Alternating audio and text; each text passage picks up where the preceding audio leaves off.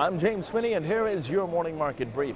We first begin overseas with the major Asian Pacific markets soaring today. Leading the way was Japan's Nikkei 225 index rising 3.3%. Meanwhile, the European markets, for the most part, they were relatively uneven, with the FTSE 100 down about 0.1%, yet the DAX was up 0.1%. At the same time, we now turn our focus over to the U.S. stock futures, which were pointing towards a slightly lower open after the bell. The Dow Jones on the downside right now about 40 points. Now, we first begin with economic data overseas as the UK's Construction Purchasing Managers Index, that surged to a reading of 57 from 51 in July. It was the third straight monthly gain for business activity.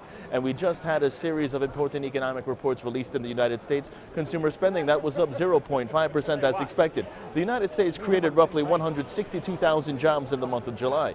The U.S. June personal income, that was up 0.3%. However, that was still below forecast. The U.S. unemployment rate, that fell to 7.4% from 7.6%, and the U.S. jobless rate, that drops to a total of 14% from 14.3%. Meanwhile, factory orders in the United States just released. That was 1.5% for the month of June in a seasonally adjusted annual rate of $496.7 billion.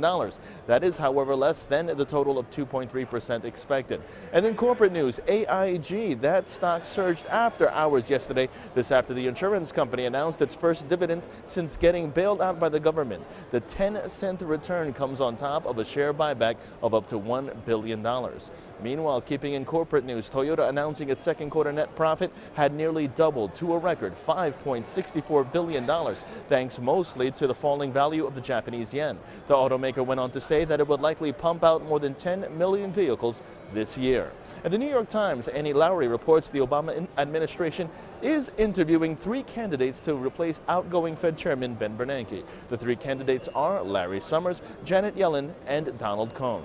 And lastly, former Goldman Sachs trader Fabrice Touré was convicted yesterday on 6 of 7 counts relating to defrauding clients in a subprime mortgage derivatives deal. He faces a fine and will have to return those profits.